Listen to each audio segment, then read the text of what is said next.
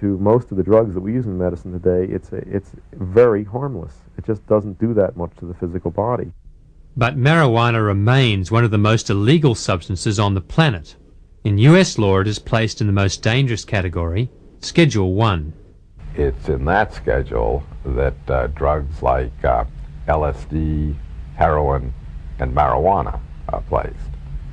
And drugs that are in that schedule can't be used at all. They're completely off limits. You can't even do any clinical research.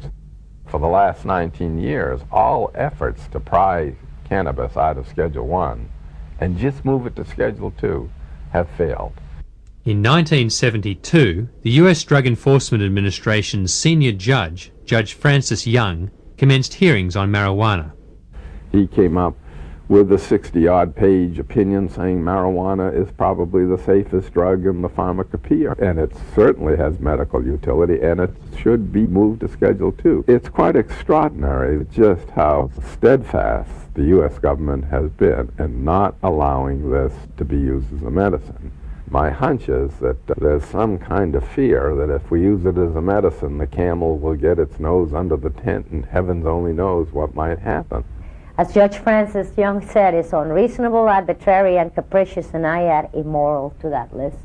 It's become so expensive on the street now that frequently these people who need it for medicinal reasons grow it, and they get caught. I was arrested and taken to a county jail, which was pretty unpleasant, for the illegal rape, as I call it. I tried it, and I was able to actually cook a meal and eat it. And ever since then, we smoked it for 2 years, and then that's when we got arrested. 12 agents from the local Vice Squad played Miami Vice, shattered their front door, put guns to their heads, drug them off to jail. I didn't have no shoes because they didn't let me, put my shoes on. So I went to jail barefooted. That was my worst nightmare that I've ever had. It's just awful that these people should have to suffer this way. I mean, the law imposes, here are people who are already suffering from serious diseases and disorders and symptoms, and the law is now imposing another layer of anxiety on these poor people.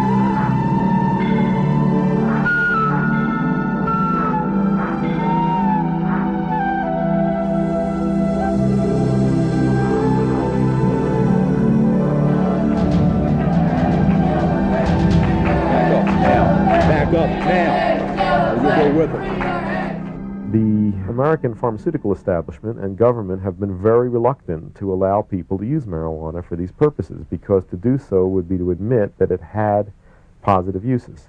And one of the fictions that has to be maintained in the war against this evil plant is that it has no redeeming qualities. And if you established a therapeutic use for it, that would be a redeeming quality. So instead, the government wants people to use synthetic THC or analogs of THC. In my experience, those substances are more toxic and often do not have as good effects as marijuana itself. THC, or tetrahydrocannabinol, is the active ingredient in marijuana. Ironically, synthetic THC, marketed as Marinol, is legally available for medical use. Doctors, pharmacists, pharmaceutical companies are very threatened by the idea of people having direct access to substances that really work. And so there is a lot of effort to scare people away from natural medicines by telling them that they're dangerous, that things out of nature are more dangerous for you than the products of pharmaceutical companies. And I think that is not a good thing to tell people. In my experience, natural medicines are much, much safer than synthetic and refined ones. This realization is spreading. In 1991, Dennis Peron launched a San Francisco citywide referendum for medical marijuana. Proposition P won by a landslide. This preceded similar victories in several other US cities and the California statewide initiative of 1996. Now, in downtown San Francisco, the Brownie Mary Rathburn building is home to the Cannabis Buyers Club that serves marijuana to 10,000 patients. Attempts by the federal DEA to close down the building and arrest Peron and his staff have been firmly blocked by the San Francisco city authorities. 2 million people are infected with the HIV virus. 500,000 people get cancer every year. These people are our brothers and our sisters, our relatives, our aunts and uncles, people we love. I don't think that any of these people, any of these relatives would stand in the way of their brothers and sisters getting a medicine that would help them. Unfortunately, modern usage of the hemp plant centers around only one of its many uses, its ability to alter consciousness. Like the other uses, this is also not a recent phenomenon. The oldest domesticated plants are the drug plants. We have historical evidence that they were domesticated by people before food crops. In various cultures throughout history, marijuana has been used, valued, because it was a doorway to other states of consciousness. It's a blessed plant. It's a blessed plant. It can give you a little happiness. Marijuana has been an important religious sacrament throughout Africa, the Middle East and Asia for thousands of years. In Hinduism, the god Shiva is said to have brought cannabis from the Himalayas for human enjoyment and enlightenment.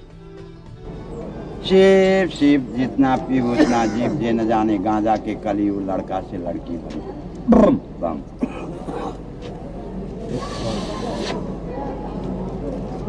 Why then is marijuana use so controversial in Western culture? Marijuana cultivation and use in Europe probably was mainly as a fiber plant and food plant. And it's very possible that many people who grew it for fiber and for seeds did not know of its use as a psychoactive drug. Terence McKenna is a leading researcher and author on the traditional uses of psychoactive plants. The absence of a straightforward hallucinogen or psychedelic in the flora of Europe has given Western man a kind of particular horror of the kind of boundary-dissolving experiences that attend these plants. Another factor is the Christian church. The reliance of magical folk practitioners on plants was consistently suppressed by the church. So we have evolved our peculiarly alienated form of science and social polity completely in the absence of any connection back into the magical side of nature that Celtic